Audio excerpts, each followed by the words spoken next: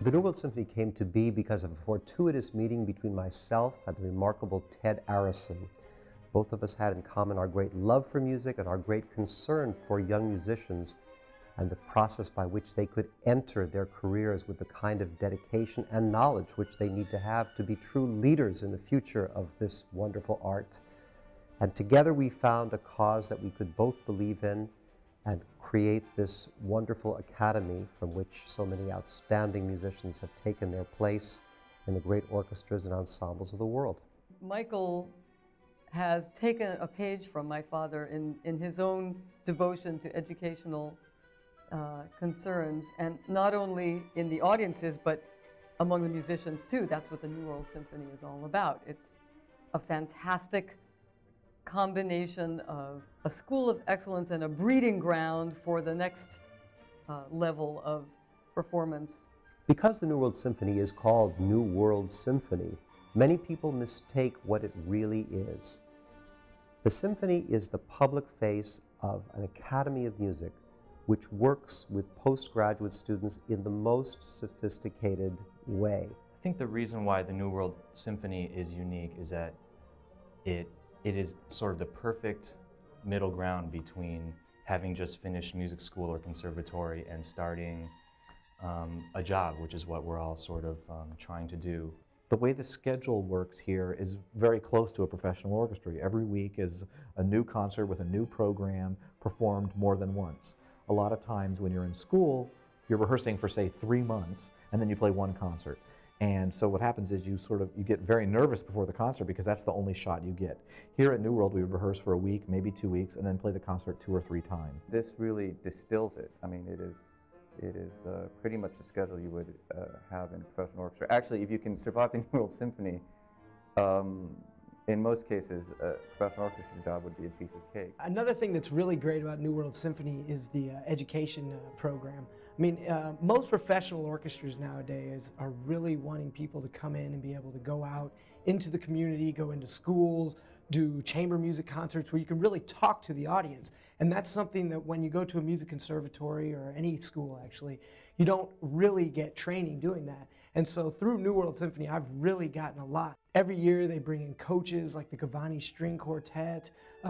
Susan Stauder comes and speaks to the orchestra. These are people who are working in the field every day, engaging audiences and really teaching myself and all the fellows here, you know, how it's done, how to get up and talk about music. Because so much of my time is spent sitting behind my instrument and keeping my mouth closed. So really, you know, getting out there and doing it with people who really know what's going on is really important in the training here at New World.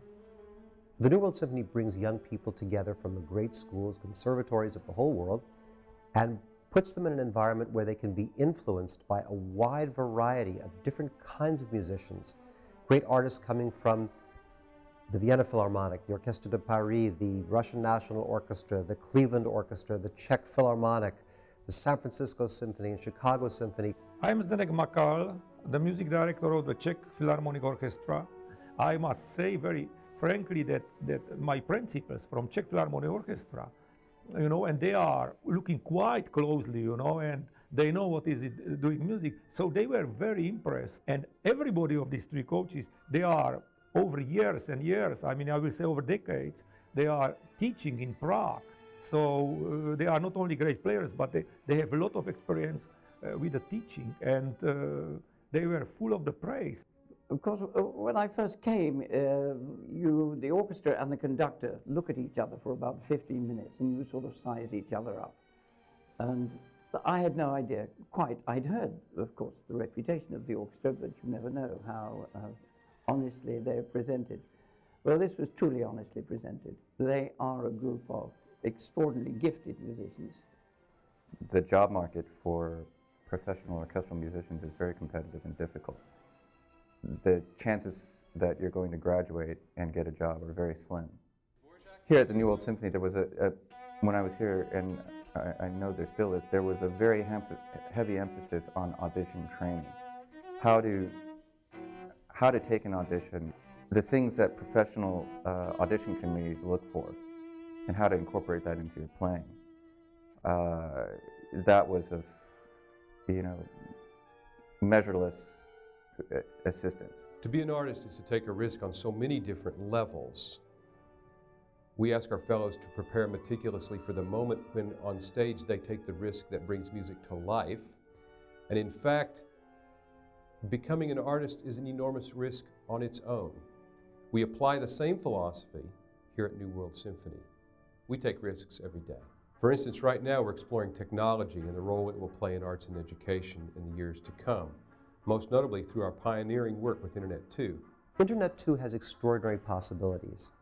Using Internet 2, we can easily audition people in any part of the world. I can hear how they play, what kind of sound they have, what kind of rhythm they have, what their body language contributes. And I can work in real time directly with them, whether they are soloists or chamber ensembles or conductors. It's just as immediate as my talking to you now, only with the excitement of the immediate feedback of a true conversation. It's magic. We're very excited about a new project, a collaboration between Michael Tilson Thomas and Frank Gehry that we believe will revolutionize music education and music performance going forward.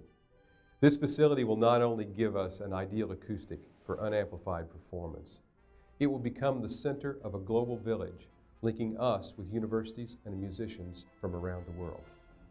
The future of symphonic music rests in the hands of our young musicians as they invest these great masterpieces of repertoire with the daring, soloistic, musically inspired reading that is possible.